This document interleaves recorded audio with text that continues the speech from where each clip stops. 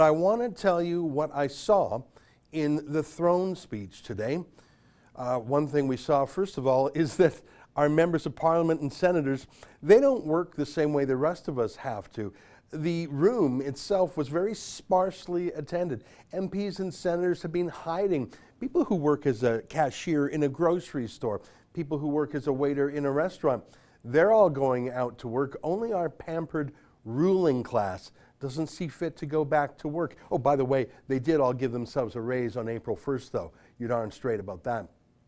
But let me take you through the throne speech. I'm going to try and whip through almost 20 little clips. Now, don't worry, this isn't going to be a 45-minute monologue. I'm going to try and give you just a one-line response to what I think are some of the quirkier or more interesting things in the speech. Here, let's start with this. We trust science to lead the fight until a safe and effective vaccine becomes available. But until then, we must keep our guards up, using the tools that are available to us now, such as testing, treatments, and physical distancing measures. That's a hint at what's to come. Vaccines. Maybe they'll come, maybe they won't. Justin Trudeau has already ordered 37 million syringes, one for every Canadian man, woman, and baby. No talk yet about whether or not those vaccinations will be made mandatory. The thing is, vaccines always have some side effects, even if it's only 1 in 1,000 people. But for people under the age of 30, dying from the virus is a 1 in a million risk. Will Trudeau force those vaccines on Canadians? He didn't say, at least not in his throne speech.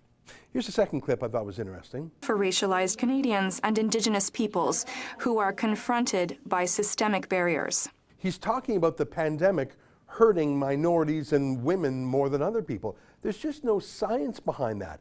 It's the identity politics prism through which Trudeau views the entire world. Why would he do that? Why would he try and separate and pit against each other men and women?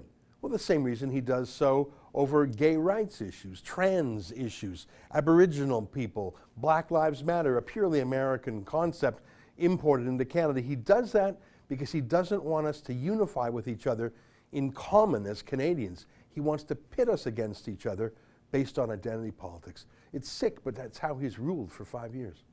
Take a look at this funny phrase that actually appeared 3 times in the speech.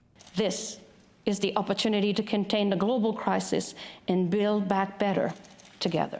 Build back better. That sounds like a child's mnemonic. And indeed it is when Justin Trudeau says it, but that's actually the name of Joe Biden's campaign platform. I'm serious, take a look at this.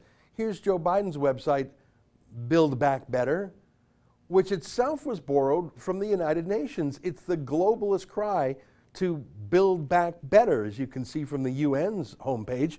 In other words, it's the common left-wing narrative, take advantage of the crisis to spend money in ways that globalists and green schemes and other left-wing ideas have in common all around the world. This was not a made-in-Canada plan. That's an excerpt from my daily show, The Ezra Levant Show. Every day I do a monologue on the news of the day, then I interview an interesting guest, and then I read my hate mail. You gotta subscribe. Go to rebelnews.com.